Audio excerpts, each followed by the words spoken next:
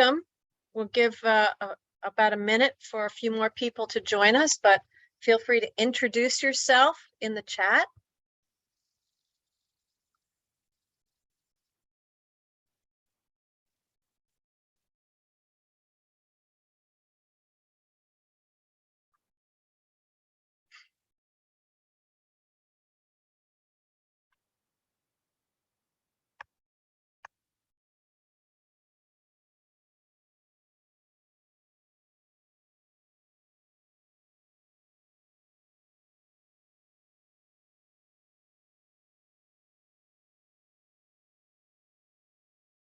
Seeing a few familiar faces.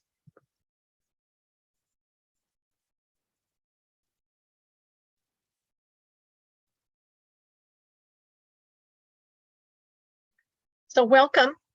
My name is Karin Hess, and I'm excited to be here. I've been in some fabulous sessions the last 2 days, and every time I see a session, I say, oh, there's a good connection to things I'm thinking about as well. So I'm hoping that the same thing will happen for you today.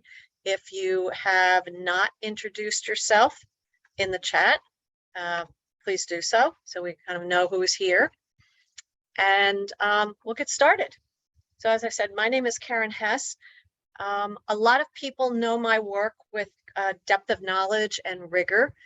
And what I'm going to be sharing today is a little bit from my experience as a teacher, as an administrator, as a professional development leader. And you'll see a little bit from my most recent books. And I would also say that some slides I have that you don't have in the deck that you're getting, but there are links to many of these materials at the very end of the slide presentation. So I invite you to check those out afterwards. So as I was thinking about today's presentation, I thought of the late, great Grant Wiggins, who used to do an annual student survey. And 3 of the questions that I really liked reading the responses to were, these are anonymous surveys. I learn best when I find it personally helpful to my learning when my teacher does this or that. And then what was the most interesting work, task, or project you were asked to do this year in school? And sometimes I got a little bit sad because there were students who said I didn't do anything interesting all year. And I felt bad for them that they were in a school that there was no opportunity for choice and voice. But I also think about the fact that how often do we as educators know our students well enough to know how they learn best and what they find personally helpful when the teacher supports their learning. So these are always good survey questions, and I sometimes challenge teachers to ask their students these 3 questions in particular as they start the school year. But I'd like to ask you now, from your own experience, and you can put this in the chat, what has made learning or assessment meaningful for you in the past? This could be as a student, as an adult learner. I heard a great presentation from Shelby County on Monday, and those teachers might be talking about their professional development experience in the district to implement CBE. Whereas yesterday, I heard some students from Arizona talking about their learning and what made it meaningful for them.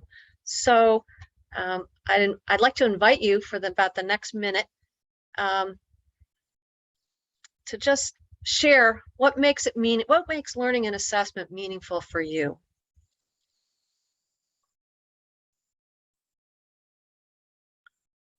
So I see the word choice. When I can participate as an adult and as a student.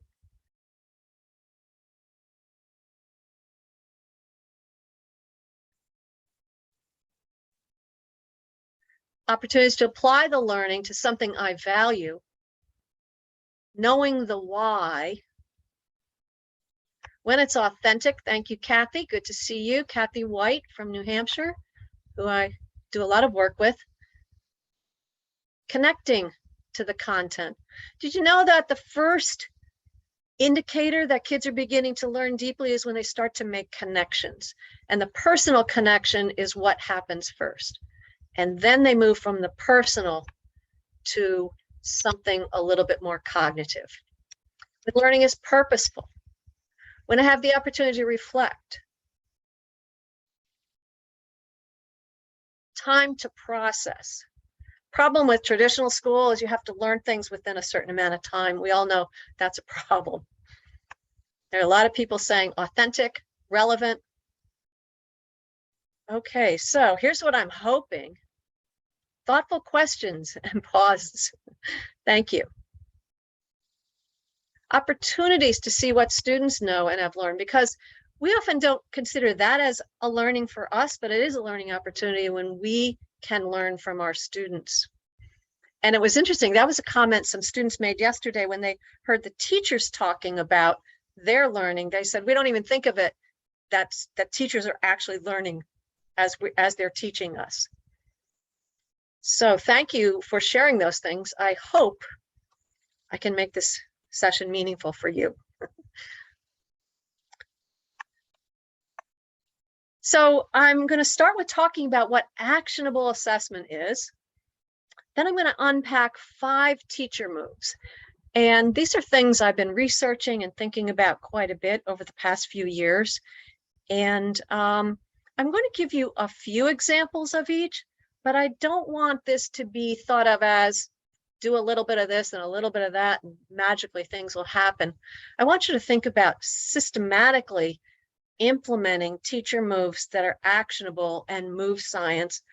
And I'm going to weave in some brain science. I'm going to talk a little bit about moving from how you start with emotional, personal engagement and move towards cognitive engagement. And at the end, I'm going to put this all together in what I call an actionable assessment cycle. I want to invite you to ask questions, to interrupt me if I'm going too fast or you want clarification, because that's what'll make this meaningful for everyone. So when I think of an actionable assessment, I've seen that phrase a lot. When I started to Google it, I didn't get good answers. So when I can't get a good answer, I make up my own. And I would say it has 3 characteristics. It's when questions and tasks are designed to uncover student thinking, not just find out what they remember, but what are you thinking about this? What are you feeling about this? What makes sense to you? So if we can design activities in our classroom, whether they be formative assessment, learning tasks, or performance tasks, we want to know how students formulated their reasoning, not just what they can say back to us that they've memorized. We can interpret the evidence in terms of where they are on a continuum of learning. So no matter what I planned for tomorrow, that evidence should direct me to do something that addresses the learning now and how to move that learning forward, even if it's not in my lesson plans. And the third is that not only can I use that evidence, but students can use that evidence to provide feedback and develop their own self-reflection skills. In other words, not only can they understand the content better, but they can understand themselves better as learners. When we talk about self-direction, an important component of self-direction is I know what I know what I don't know, I know what I'm working on, I can set goals. And so the assessment evidence can be used to help students see where they are on their own learning continuum. So a couple of examples of tasks that are designed to uncover thinking, and these are just pretty simplistic tasks. The first one, when I taught math, I used to give my students worksheets and say, do all the problems on the page. And yet I didn't uncover their thinking. I would say, show your work. And then I would take those papers home and look at them and say, I wonder what my student was thinking when they did this. But here's an alternative. So instead of giving 20 problems, give a few and ask them which ones are linear equations. And then for each example, explain how you know it is a linear equation or isn't a linear equation. Now, if you are involved in mathematics teaching, you know that there are these mathematical practices of critiquing reasoning, of developing a mathematical argument. So here's an opportunity for students to show you they know a little bit more than a procedure for evaluating that equation or substituting values and plotting points. They actually know that some of those equations are not going to be linear, and they know why, and they can prove it. Another example from ELA might look something like this. We want students to, for example, identify evidence of development of theme or character change over time or bias or author's craft. So this little template, this is a worksheet, is designed to first pull out explicit information that you think will support your interpretation of the text. That's not uncovering thinking, but when we ask them to interpret each piece of evidence and then look at all that evidence as a whole, that's what's going to uncover thinking. So as a teacher, I could say, well, I know that they have some relevant evidence, but their interpretations are weak, and therefore they're not able to put it together in a coherent, perhaps paragraph, describing the development of theme. So those would be just two small examples of uncovering the thinking explicitly, not guessing, because I could ask the question without that little chart. I could say, use supporting evidence to describe development of theme. And what would some students do? They would know, they would have a starting point and they would take a shot at it, and other kids would be lost. So laying it out so that you kind of have a plan to get there, and I can see where you are in your path. You might be able to interpret specific pieces, but you might not be able to put it together across the whole text. So my belief is that if we systematically use actionable uncovering thinking, instruction, and assessment, it will support these tenets of competency-based education that we're all pretty familiar with.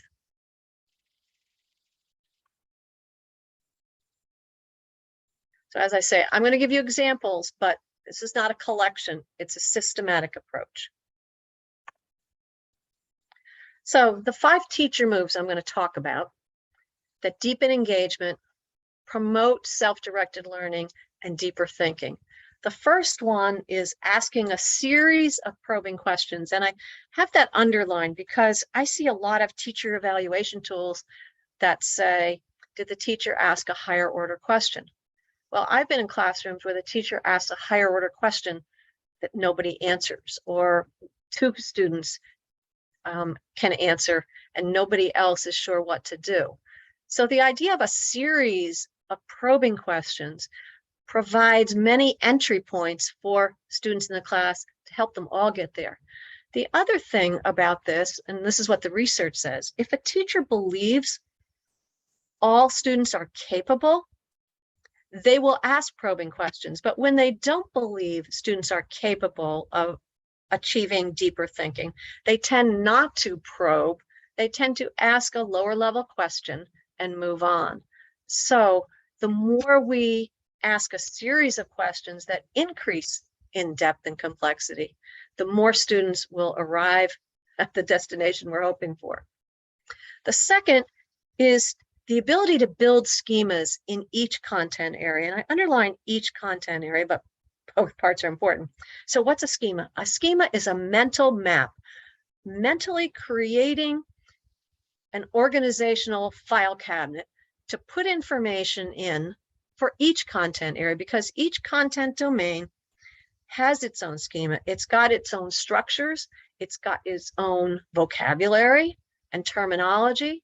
And this is why we can't take a verb like analyze and use that verb in the same way across every content area. If I said analyze a text, students are going to use a different schema than if I say analyze this experimental design.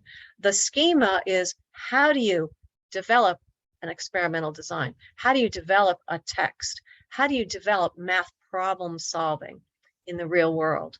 So teachers do sometimes use activities that build schema, but I don't think they use it with intent. So we need to think about how can we use activities with intent to help students build their own mental schemas. When you build a mental schema, new information coming in has a place to land in your brain. And if you don't have the mental schema already in place, even if it's not perfect and complete, students will spend a lot of their working memory trying to figure out what this connects to. Third is consider ways to strategically scaffold learning. And I underline strategic because a lot of times scaffolding strategies are used, but they might not be the most appropriate for our intended purpose. And I'm going to talk about 3 purposes that I think are pretty common in most classrooms. One is to support executive functioning, but a strategy to support executive functioning might not be as useful for developing deeper understanding of the content. So I'll try to give you a couple examples of each of those. D is designing complex texts, and I'm going to talk a little about how to design them where the students have input into the text. And I'll talk about my own evolution of how I got to this place, where rather than me designing the task and students performing those tasks, how do I co-create those task components with my students? And co-creating is a word I heard in several sessions. It's like whenever you get the buy-in, a few people put that in the chat, that when they are part of the development of what they're going to learn, there's more buy-in. And the last but not least is engaging students in metacognition and reflection. And you notice I have underlined before, during, and after. Metacognition happens during the learning. Reflection happens before. What did I learn that I can apply here? And after the learning, what takeaways do I have? What would I do differently next time? So rather than an exit card at the end of class, which is okay, but how can I tap metacognition throughout the learning process? And you notice I tried to make an easy way to remember these ABCs if you hadn't noticed it yet. Ask questions, build schemas, consider strategic scaffolding, designing complex tasks, and engaging students in metacognition and reflection. I'd like just anybody to react to that, because is this what you think everybody's doing right now? Or is there a piece of this that could be stronger in your school system? What's a piece that maybe could be improved upon from your perspective? And you can put that in the chat, or I don't know, are they allowed to unmute and talk? People absolutely, That's even absolutely better. are. That's even better who want to unmute and just share, you know, what's something that could be strengthened and maybe something you feel you're doing well. I see teachers could be more probing and strategic. I agree. Metacognition, we all know it's important, but we say, I don't know if I have time to do it. A lot of people saying, you know, after the learning, it's easy to keep moving on because you have to cover the curriculum. I would agree. You know, I'm old enough to have had the opportunity to have learned from Madeline Hunter. And she used to say, if you're going to just cover the curriculum, you might as well dig a hole and bury it, because you are the only one covering that curriculum. Reflection is important. Schema is intriguing me. Thank you, Nathan, for that comment. I hope I'll clarify some of that with some examples. So thank you for that sharing, and let's dive in. So a simple way to think about asking a series of questions. Some of you might recognize this is a template from my Rigor matrix, but I might be reading a book like Little Red Riding Hood, and I might be thinking about what are some basic questions. What color is Red's cape? What's the story about? I might build some understanding of characters and setting and problems and solutions by using some of that terminology to build schema. I might have some DOK2 questions. Can you retell the story? Can you summarize the story? Can you compare the characters? Now, those first two columns, DOK1 and DOK2, depth of knowledge 1 and 2, are not going to really uncover thinking, but they are going to give all students a starting point to be able to tell me their opinion of a character, find evidence that supports their opinion, or look across text. Are all wolves in literature like this wolf? So those last two are going to uncover some of the student thinking because they are finding evidence and they're using reasoning to support their thoughts. So I might just plan some possible questions. You notice I might not fill all those boxes and I might not ask all those questions. But the process of thinking about a series of questions is going to help me on the run in class as things evolve. Oh, that was a question I had thought of before. Here's a good opportunity to use that question. The more I model these questions, the more students will start to ask questions on their own. Another way to think about questions, let's go 50,000 feet up and think of the essential question or the driving question that could deepen understanding. So as I'm planning a unit of study, for example, I'm saying to myself, what essential question will allow students to transfer knowledge, skills, and dispositions, those things we might have in our profile of the graduate, like collaboration skills or self-direction skills. So I start by saying, what are the skills I want them to transfer in this project, in this unit of study? And then I can create an overarching question that is broad, open-ended. Usually an essential question you can use more often than once. Driving questions tend to be a little bit more narrow. Usually they're used in a project-based learning unit. They're maybe more content specific. They should spark investigation, but most of all, they should invite students to start generating their own probing questions for investigation. So if we are not going to allow students to come up with their own questions, then they're probably not going to be invested in the investigation.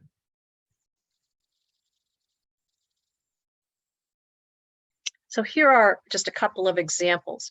This one comes from Chicago Public Schools, where the essential question was, how do authors use rhetorical strategies to communicate a message? The prompt that they're given is, we've been learning about rhetorical strategies. That's the content and skills to be transferred. Now you're going to use those to develop an original advertisement, a speech, a debatable scientific treatise. The final product is going to be critiqued by peers, and you'll write a reflection, evaluating the effectiveness of the strategies you used. So if we kind of unpack this a little bit, we have to know what content and skills are going to apply, transfer. We have a real world context, advertisements, speeches, scientific articles.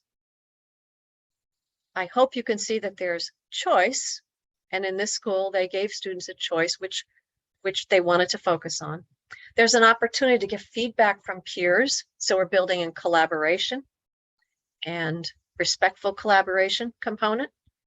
And then we're asking them to reflect on what they learned about using these strategies. A lot of them will speak to maybe some of the critique from peers and speak to how effective they thought it was received by an audience. A similar content piece, but a different way to present it to students, also came from a teacher in Chicago Public Schools in another cohort group that I've worked with. And this was a math teacher, as you can probably tell. How can statistics be manipulated in media to sway opinions? So he's asking students to use their math concepts and their knowledge of what bias might be. Those are the skills they're going to transfer, to analyze an article, form their own opinion, evaluate the data that's used in the article, and then write a letter to the author to justify their opinion of how that data was used.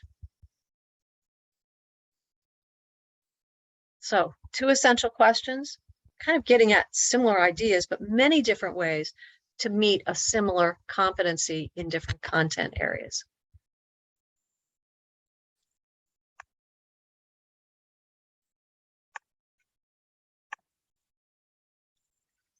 So I inserted this little screenshot from a book by Jackie Walsh. You might know Jackie Walsh. She's done several books on questioning strategies, but it jumped out at me because I think we have students using questioning strategies to build their knowledge. What you see in the middle, they use questions to make connections, to seek feedback, to make meaning. But there are other reasons we want kids to learn how to ask questions. You notice the title of this is Teacher Moves, but they become student moves over time. We want students to ask questions that help them to self-assess and also that help them to work with others. So broadening how we want students to ask questions, ask probing questions. Because a probing question is open-ended and there's many possibilities of where they can go with it.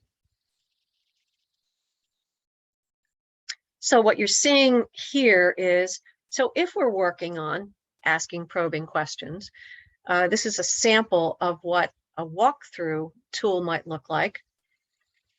You've got teacher behaviors on the left side. Teachers are going to use probing questions and wait time to promote collaboration. They're going to frame their feedback and follow-up questions specific to student responses. They're going to use strategies to spark student questions. And then there's a question there, how does the teacher keep every student engaged, and which questions ask for substantive, conceptual, or deep understanding, not simply recall? On the student side, are student questions extending their thinking?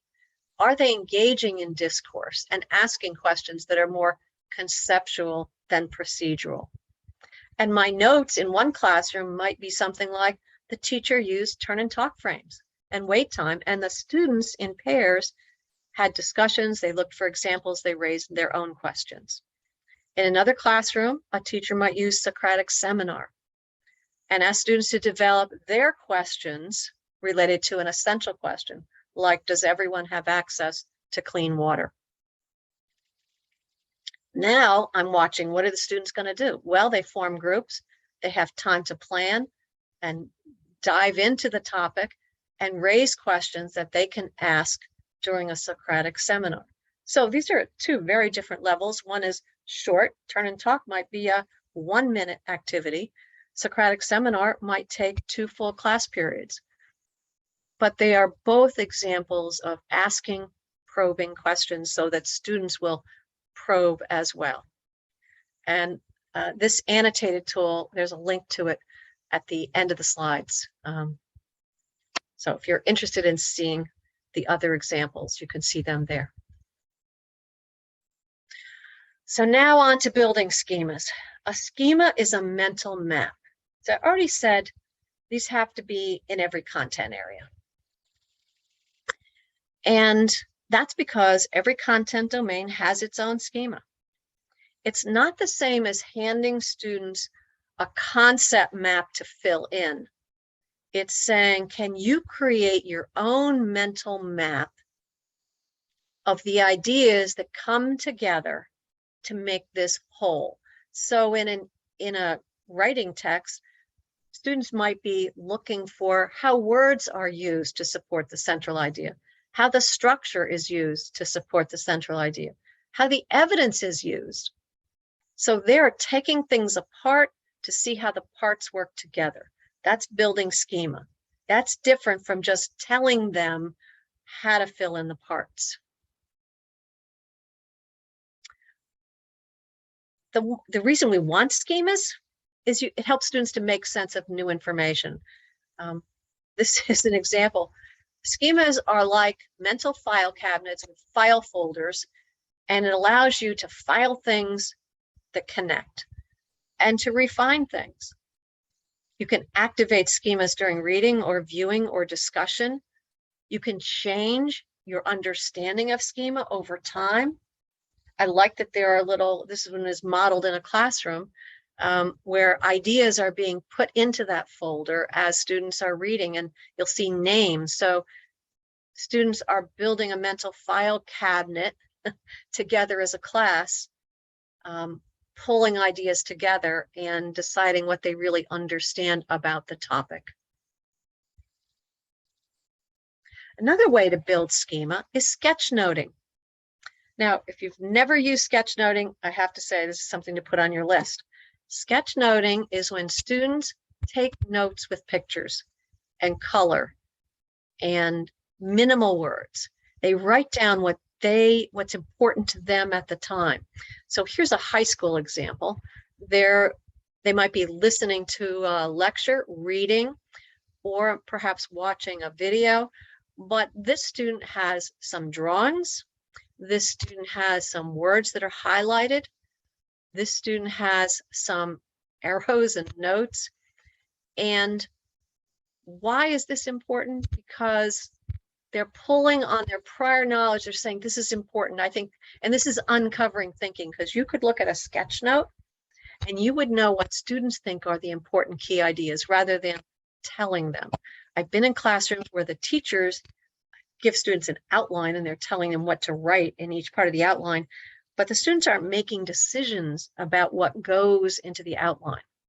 So even though this is a high school example, I've seen sketchnoting used in many grade levels, and the key is you have to stop and allow them to sketchnote. You could be reading a story, you could be watching a video, and you could stop it and say, what could we sketch here that would help us to remember this part? What's a word or a phrase we could use that will help us to remember what we're talking about? So I'm seeing a comment from Robert, and thank you, Robert. I wonder if teachers ever use these tools themselves when communicating with parents. It seems like it may make course syllabi or units make sense. You know what? If we could be more visual with parents, just like we try to be with students, it would be helpful. Or even having students in a student-led conference, explain to your parent what you're learning about this topic of astronomy and use your sketch notes to speak to that. That's an excellent way to uncover the thinking. So thanks for that suggestion, Robert. So sketchnoting, you have to model it as a think aloud with your students. You have to give some time, but it's very powerful and it allows students to have a place to refine their thinking, or even have small groups sketch note what they're hearing and contribute ideas to a group sketch note. So Marcia is saying she loves the idea of using it during professional learning. You know how I use it, Marcia, sometimes? When I'm in a workshop, I will stop at certain points and I will say, like if we were all together in the same room, I'd say, I want you all, the people at your table, to create a sketch note on key ideas that you just heard. And the conversations are great. And when you talk about representing it visually, you tap into other parts of the brain. Teachers who use reflection with students during learning will build the relationship. So the sketchnoting is a way to start the conversation. So thanks for sharing those comments. It's a little tricky to keep track of those, but thank you. So the C, I'm going to share 3 ways that I think most teachers use scaffolding, but they don't always match the purpose with what they're doing. And so the first, anybody who's ever had a student with language delays or is learning English as a second language has to have some strategies to support language and vocabulary development. Second is facilitating executive functioning. Executive functioning is how we organize multi-step tasks so we know what to do first, what to do next, how to put it all together.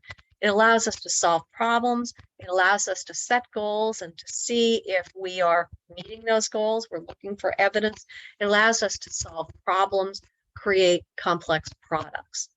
We have a lot of kids that can create a complex product, but often they're overwhelmed by all the parts. They don't know how to fit them all together.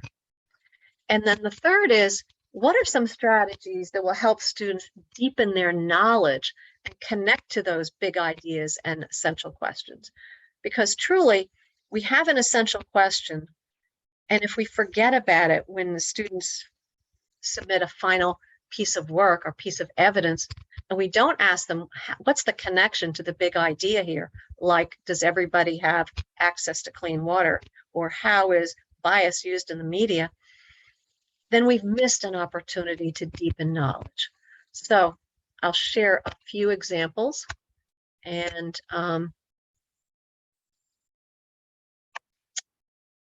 let's look at supporting language development. But first, clarification. Scaffolding is not differentiation. Scaffolding is providing steps to get there.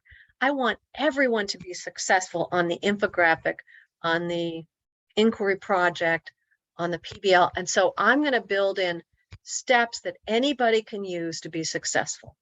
And one of them is collaboration. That's a good scaffolding strategy. The more kids talk with each other, the research says they can learn more, they can learn faster, and they can go deeper than they probably could do on their own.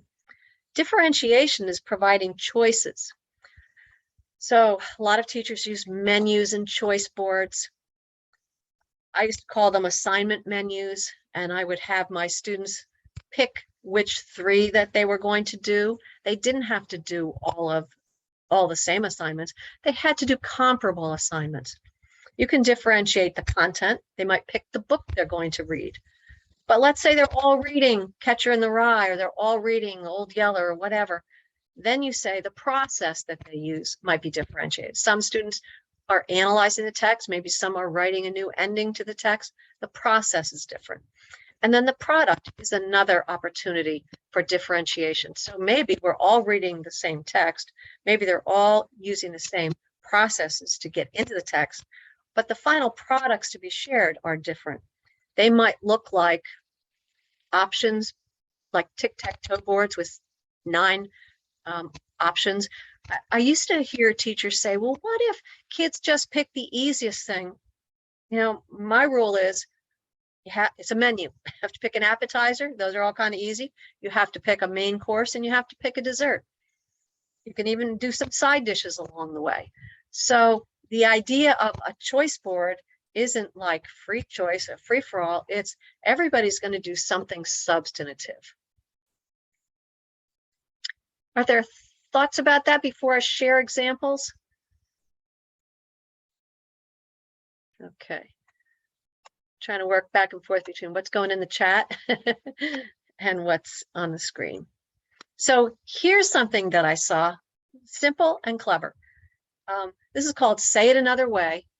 And it's sort of like creating a word wall or an anchor chart. This happened to be in a high school classroom, science classroom, where there are key vocabulary words: structures, functions, plants, animals, environments. And as the students work through the activities in the chapter, they say it another way. So what are structures? What are some other words, common words that we know that we can use that help us to know what a structure is? And how is that different from a function, and so on?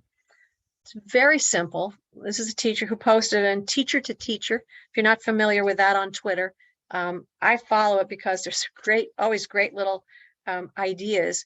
And this is a good way to build vocabulary as a class. Maybe different students are reading different parts of the chapter, and they are generating some common words, ways to say it another way. Teachers providing some structure, saying we got to have types of it in each of these, but you're generating what they know, you're drawing on prior knowledge, you're helping students to make a connection. A way to facilitate executive functioning. So remember I said executive functioning is keeping track of all the moving parts. So I developed this actually when I was teaching, when I wanted my students to conduct an investigation in science, but it could be used in any content area. You're going to investigate something. And I would pretty much lay out the whole thing, because that's what good teachers did back then. They laid it out and they said, this is what you're all going to do. And we were 5 minutes into it, and there were students saying, Mrs. Hess, what are we supposed to do? I said, okay, have to have a different approach. So collaborative is you're going to have a group, and the group is going to, in their own words, for the goal, what are you trying to find out? You have to write it in your own words in this plan. So that's how your plan starts. What are we trying to find out? And then you go to the bottom, and how will we know if we're successful? So there are probably going to be some success criteria. You must have, if it's science, you must have data that you've collected. You must have a hypothesis, whatever. So we've got a goal. We can say it in our own words. If you have to say it in your own words, I know, I've uncovered your thinking. I know if you know what you're doing. And then you start to decide, what are we going to do? What are our steps? What equipment will we need, and who's going to do what? So they start to assign roles. And that's important because, number one, they are giving each other jobs. I'm not giving them jobs. And I can hold them accountable for the job they have. If you're in charge of setting up the equipment, then I'm looking to you. How did you set up the equipment? Did you put it away? Is the equipment working and functioning? Somebody else is taking measurements. Somebody else is plotting the points on the graph. When you're all done with your plan, you can go back and say, what skills are we actually transferring? What are we using in this task? So I want my students to be aware. And then it's a plan. So at the bottom of this tool, which you don't see on the screen, is an approval. You can't get started until I see your plan. The plan doesn't take that long to put together, but if you put it together, then you have articulated the steps you're going to take. You have decided what you need to complete those steps, and now you're ready to get started. You actually built the plan, and all kids might not have the same plan to answer the same question. That's okay.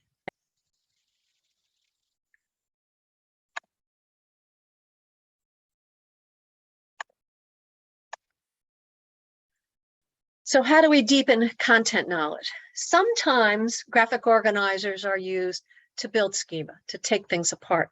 But graphic organizers can be used when there are deeper levels of information, such as, I want you to have claims, evidence, and reasoning. I might color code those parts so that you start to understand that they are different and they are connected.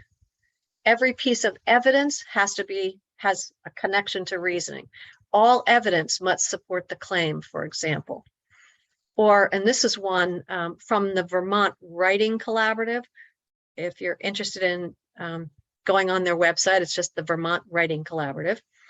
And the Vermont Writing Collaborative has this thing called the painted essay, and they've been using it for many years. But for younger children, to introduce all the parts of an essay, so it does build schema, but also how they all flow together and how you build deeper understanding of a topic. They, with watercolor, paint an essay. The introduction is red because it grabs your attention. They paint the thesis or the theme or the focus in green. And then they match that green with the conclusions at the end, because the conclusions have to refer back to their focus. One paragraph is in yellow because it's different from the paragraph in blue. Both paragraphs support the theme. And when you mix yellow and blue together, what do you get? Green.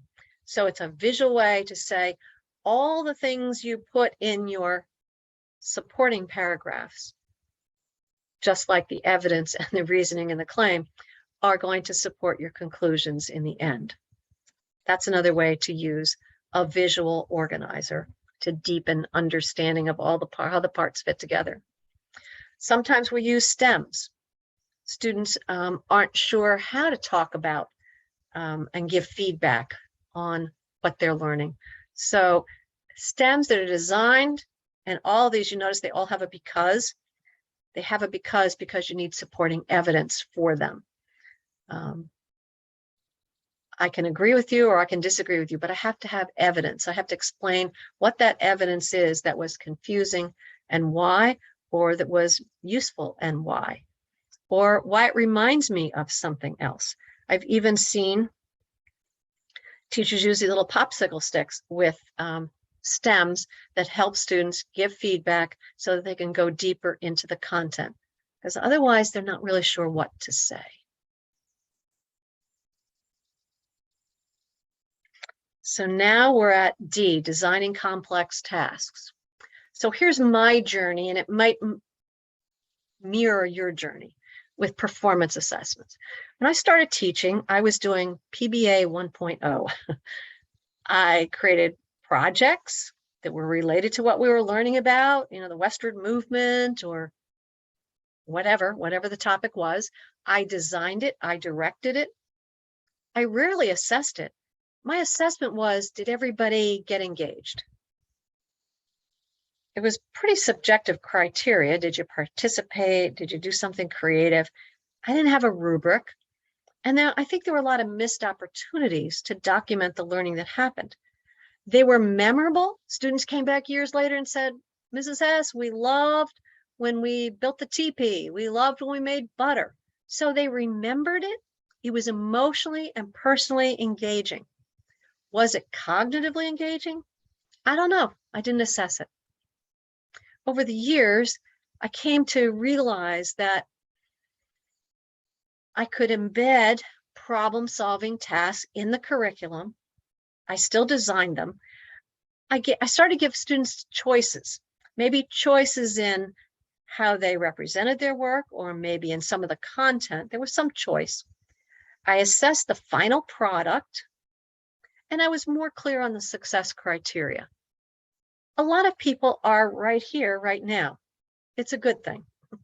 There's nothing bad, but it might not be emotionally engaging for kids to be given a performance task with a little bit of choice and asked to produce something, especially if the product kind of falls flat, because I might get a lower score on a not so great product, but maybe I actually learned something, but there's no opportunity to find that out. So here's where I am now. PBAs, Performance-Based Assessments 3.0. It's connected to the real world because that makes it relevant. I engage students with the design of it, and then I become more of a facilitator.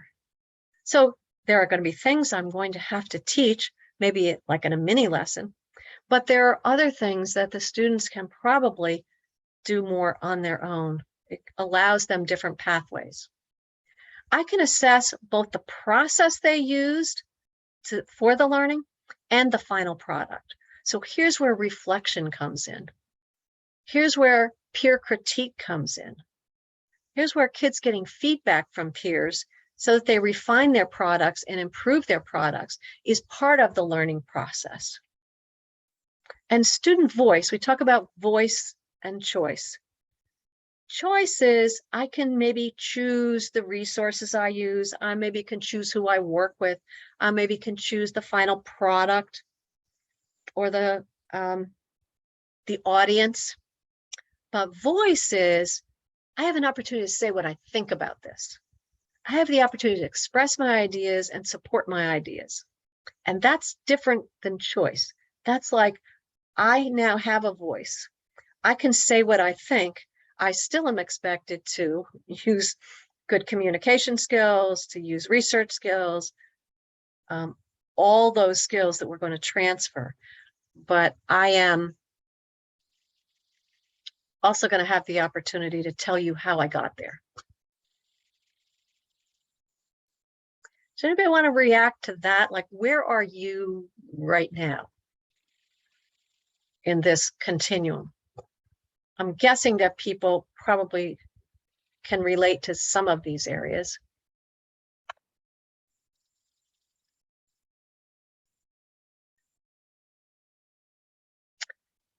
Yeah, a lot of people are still in one. They're doing engaging things with their students, but maybe missing opportunities. I like 1.5, kind of starting to transition.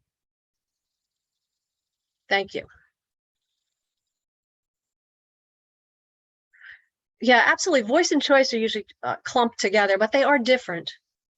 And students like choice, but voice is the powerful one. That's how does it impact me as a person, as a learner. Okay, so thanks for that feedback in the chat. So I'm going to share with you, I've had people say, well, if we're still in one, do we have to go through two to get to three? See, I don't think you do. I think you can start to think a little bit more broadly. And I'm going to talk a little bit first about brain research. So if you look at the research on universal design, it says you have to first engage emotionally. You have to have a why. You know, Barbara Bray is always saying, what's your why? You have to have a why, and that engages a certain part of the brain, the limbic system.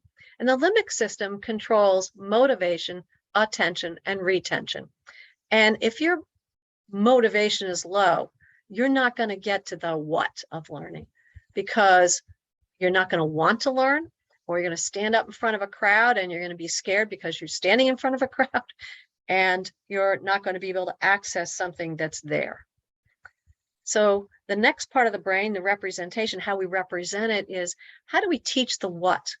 Well, we use the back of our brain, which is the occipital lobe. We use the temporal lobe. Occipital is your vision. Temporal is hearing, smelling, touching, tasting.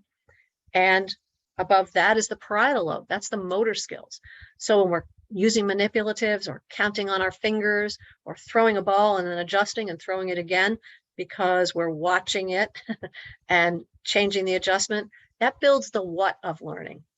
That's not deep learning, but it's foundational to deep learning, because we want to use the prefrontal neocortex, which is up here in the forehead. And that's when we can set goals, we can feel empathy, we can problem solve, we can control our executive functioning.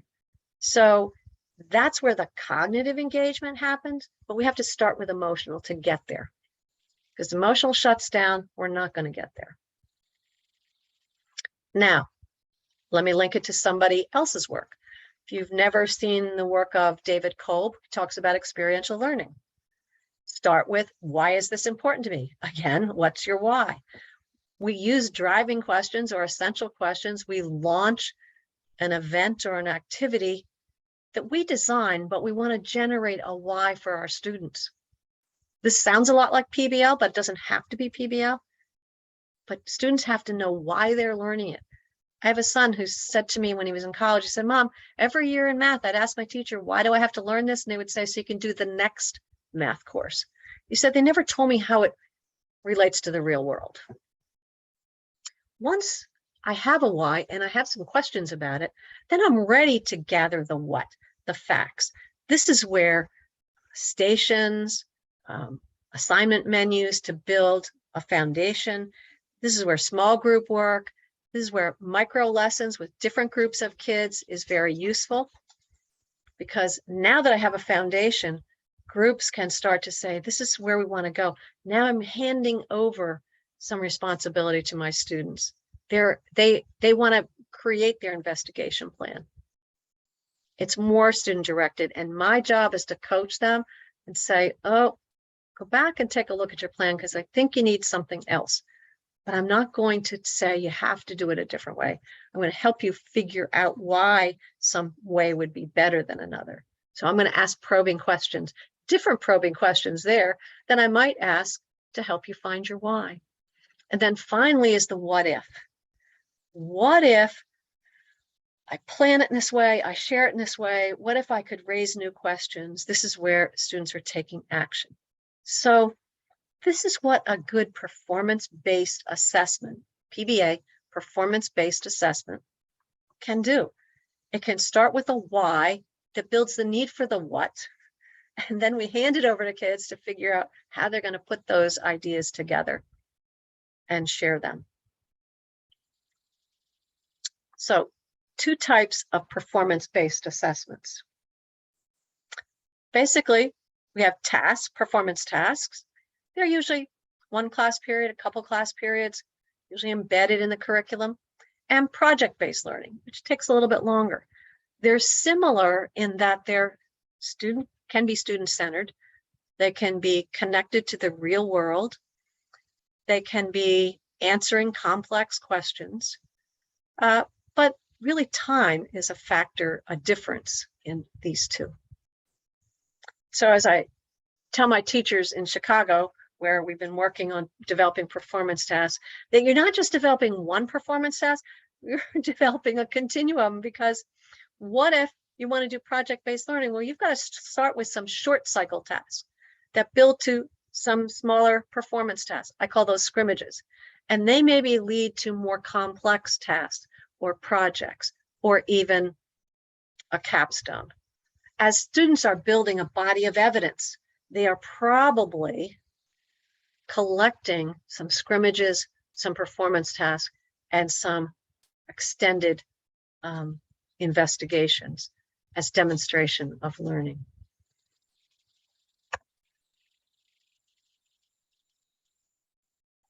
So I'm just checking the questions here. Lori, thank you, Lori. Although you can't read her note to me, but she's asked me to take a look. How do you get to student-led and student-directed? Will I say more about that? I will in the, I think it's in the next slide, actually. So I think you're right on, Lori. So here's the easiest way I have found to get there. And I call it STARS. Helps you remember, just like A, B, C, D, E for the 5 moves. STARS is you have to have a situation, a context in the real world. You describe a task that needs to be completed, who you're going to share it with, what roles and resources are available to you, and some success criteria. You start with, what is it I want to transfer?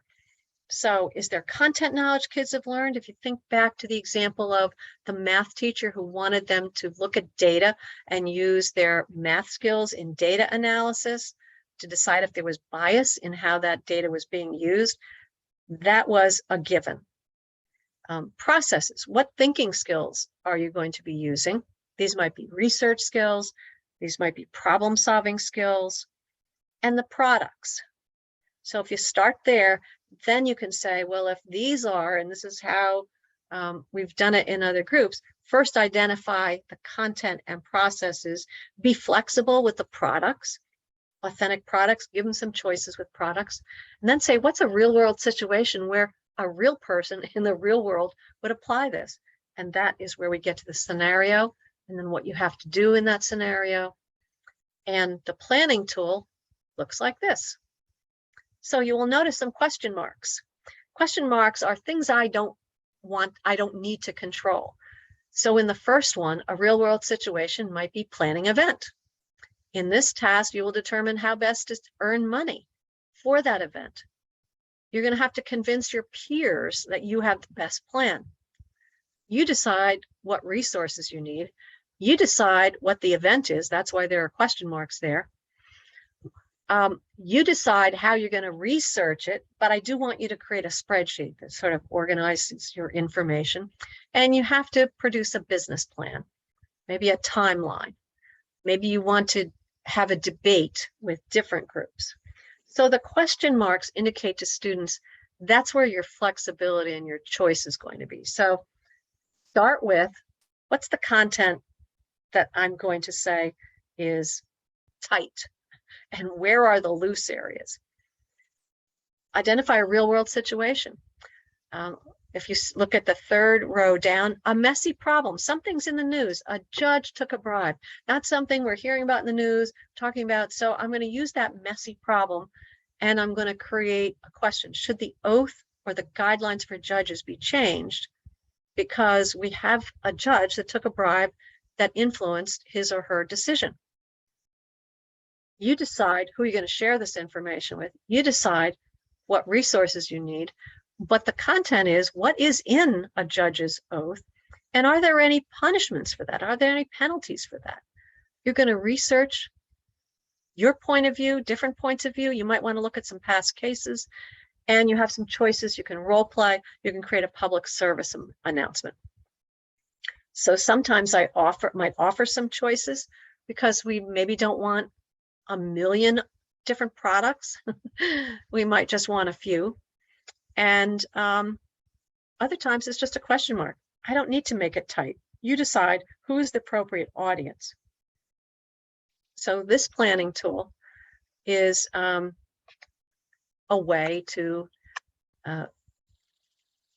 create your template. So I want you to think for a minute now. I've done this in workshops where I'm in the room with you and I know it works, but think of any content that you might want to teach and then connect that to a real world situation. When would students use this? When would mathematicians or scientists or writers or artists use those skills and concepts in a real world situation? Because that's really how you start. And once you have those pieces in place, then you decide where are the options. I haven't seen, I honestly, and I look at everything. I mean, I can't say I've seen everything, but I look at a lot of stuff that's out there. I've never seen a planning tool that has some entry points for students' ideas. But when I heard those students from high school students from Arizona yesterday in the West Ed presentation on formative assessment, they were talking about how they liked having some control. They liked working with their team to decide certain things. See, this is an opportunity to say, how do we want to do this? Who do we want to share this with?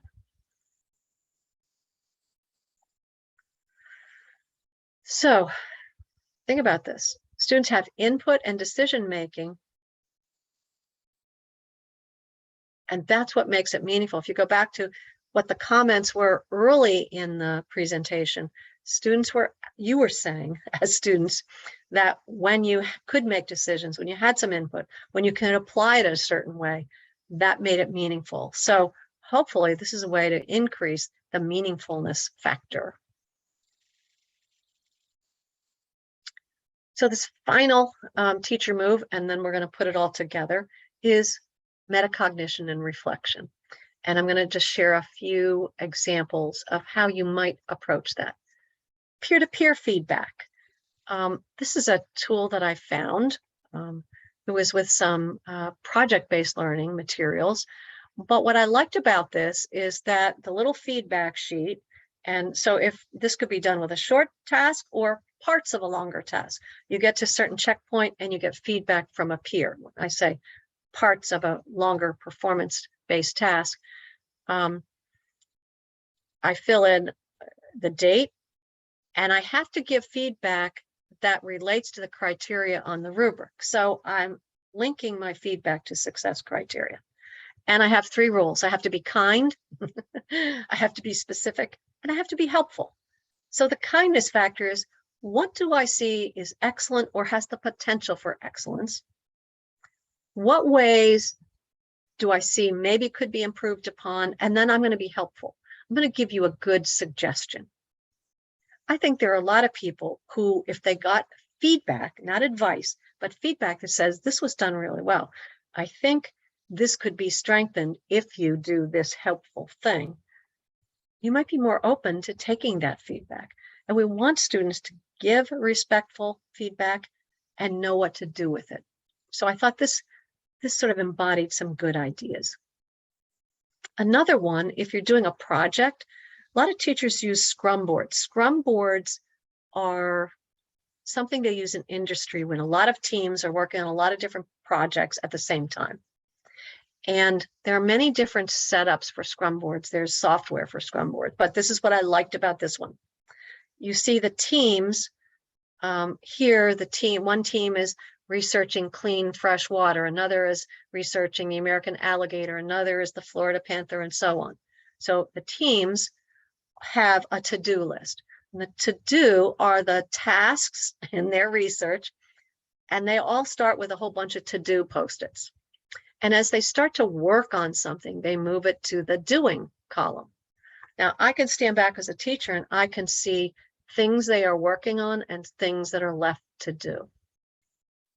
I should see more than one thing under the doing if everybody's got a job.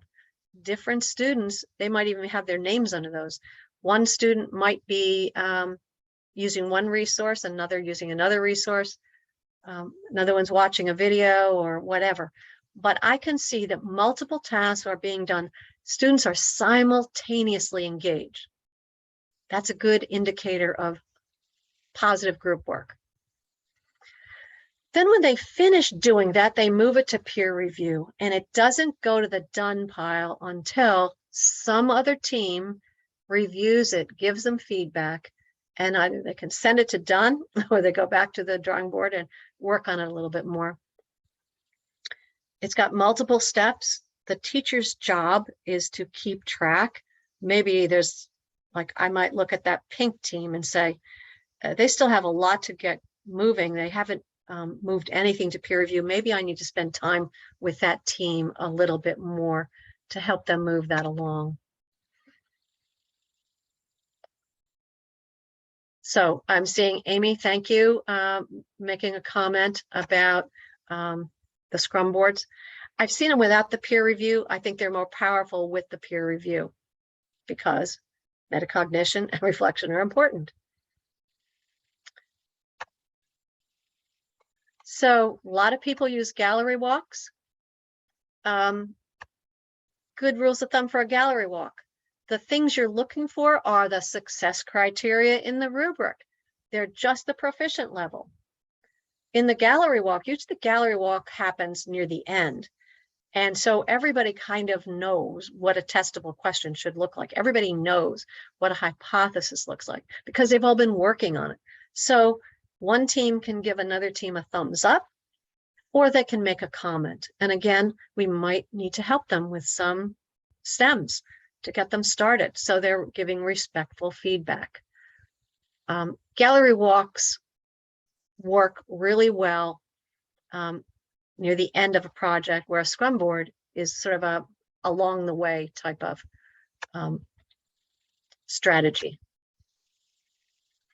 This is one we saw actually in a second grade classroom, where every week students have this template and they have I can statements, learning targets. I'm working on the basics. So this is something I can do while I'm working on the basics. If I'm making progress, now this is something more that I can do. This is probably more conceptual understanding. This is how I can demonstrate proficiency, and this is how I can extend my learning. And as the week goes on, students start to write down in the last column, maybe a worksheet that they did that demonstrates that they've met that learning target. As a matter of fact, yesterday, those high school students were saying at the end of the week, they do a progress report, reflection on what they'd done that week, and they relate it to their learning targets. So it's that same idea. Teachers could be conferencing with students. Students could be writing something up. Students could be sharing in a large group. What is your evidence of learning? Are you still struggling with something? And so this is a short term over the course of a week. What would go in that level 4? That might be, I can do problem solving with the math skills I'm working on. The demonstrating proficiency might be, I can do word problems with the math skills I'm learning. Working on the basics might be just being able to do simple problems, learning the routines, explaining why something works. Where do you get good prompts from? Well, and I saw Kathy White in this session, so this will look somewhat familiar to her. I've been working with the New Hampshire Learning Initiative over the last 2 years, and we've developed some, I think, really high quality rubrics, K-12 rubrics for self-direction, collaboration, creative thinking, and communication. And I just pulled some of the indicators from those different rubrics as an example of how you could prompt students to reflect on their learning. For example, under self-direction, cite examples from your work to evaluate how you've expanded your strengths and interests by setting learning goals beyond the task. Did you go beyond in any way? Under collaboration, decision-making and problem-solving. How did you work with your group to evaluate the effects of decisions that were made? And so on. So I have links to these rubrics on my website, and the link is at the end of my presentation, so you can find them pretty easily. Along with the rubrics, the BEST, Building Essential Skills for Tomorrow, I think is what that BEST stands for. You know, that's one of the acronyms. You use it so much, you kind of forget what it stood for to begin with. I hope I got it right, Kathy. But the BEST toolkit also has other teacher tools. So if you go to the BEST website, you can find a lot of really excellent tools. Okay, so thank you, Kathy. Building essential skills today for the future. I was going to say for the future. I thought that starts with an F, so I almost got it right. Thank you, Kathy, for clarifying. And let's see. So the personalized learning, I have started to develop some walkthrough tools, and I will continue to. So if you visit my website at another time, you'll probably find more. I don't have it so much for personalization, but to be honest, personalization is really self-direction. So that's where I would start, because when students are self-directed learners, they probably have personalized. Also, when they apply creative thinking, when they've come up with ideas that they've worked through, they've decided what works best. So there's some personalization there. Even under collaboration, it's how much do I contribute as a person in the group. But I think the self-direction and the creative thinking rubrics will give you a lot of good observable, as we tried to write all these as observable, measurable evidence. And then I just want to say something about reflective journaling under the category of metacognition and reflection. We like to ask kids to reflect on learning, but some of them don't know how to get started. So here are some sample prompts. How did you determine your focus? What skills have you applied in this? What decisions did you make to improve your product, and so on?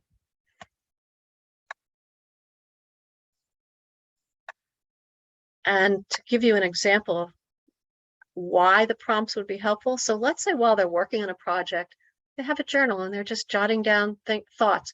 And then you ask them at the end, can you provide a reflection of this learning? So here's one that came from, again, from New Hampshire. The prompt was something like this. We've been reading and discussing dystopian literature and exploring the context of dystopian societies. Now you need to choose, research, and describe a present-day dystopia. Transfer. You're going to share your learning and insights in an infographic. So I want you to think a minute. What could you assess in this final product? The final product is going to be an infographic. So you probably will see, and here's part of that, here's part of an example. You'll see an infographic. You'll see some data that they found. You'll see accurate information about global warming in this case. So there is content and research, evidence of research that you could see in that infographic. But you can also evaluate the process. And here's a sample of what one student wrote. And I've highlighted just a few keywords. I researched my topic, and it was an easy topic. I found lots of stuff, so I had to narrow it down. I picked the rainforest because of the tremendous loss. So I made this decision. Once I had that, I had to figure out how to present it visually. First, I explained the topic, showed the damage, and showed how to fix it. Information is now organized. Then the student talks a little bit about dystopian literature. In dystopian literature, environmental damage is almost always a source of the beginning of the end or the collapse of the media. Since it's used in literature so much for this reason, looking at the data of our real life damage is frightening. And then the student says, this is like all the books we read, so linking it back to books they've read in their humanities classes. It's a scary thought, and barely anyone seems to care. That's a theme in the United States and the world, living for today and not tomorrow.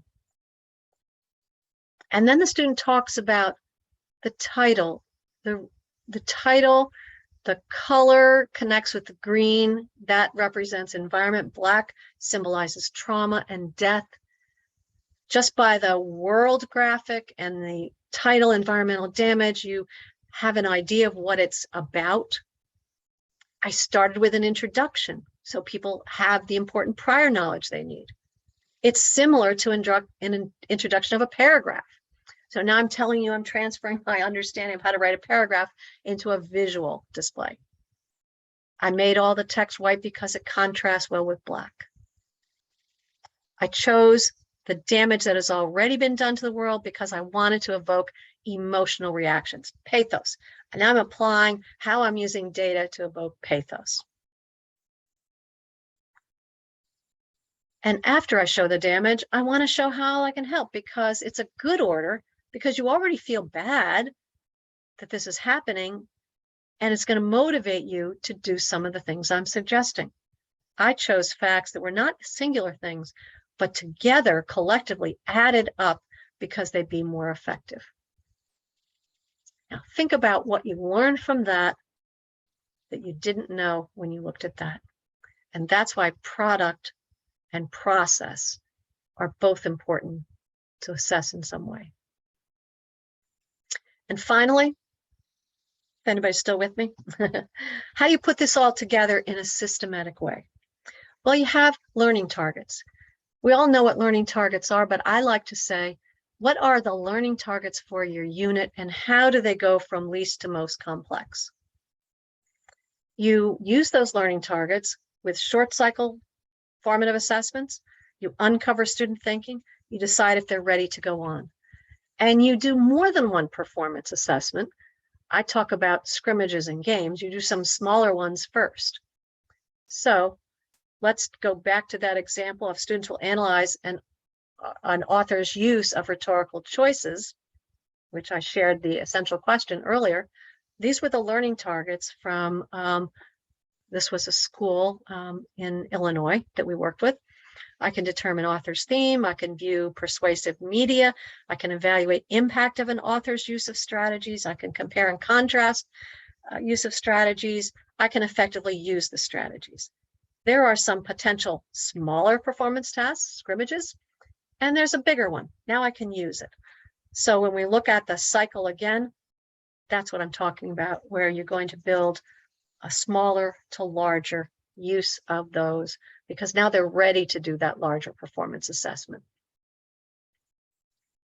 So here's what it looks like, and I have a link to this full 3-page. I didn't put them all on your slides because they're kind of small, but they started with identify rhetorical strategies. So you saw the first I can identify rhetorical strategies.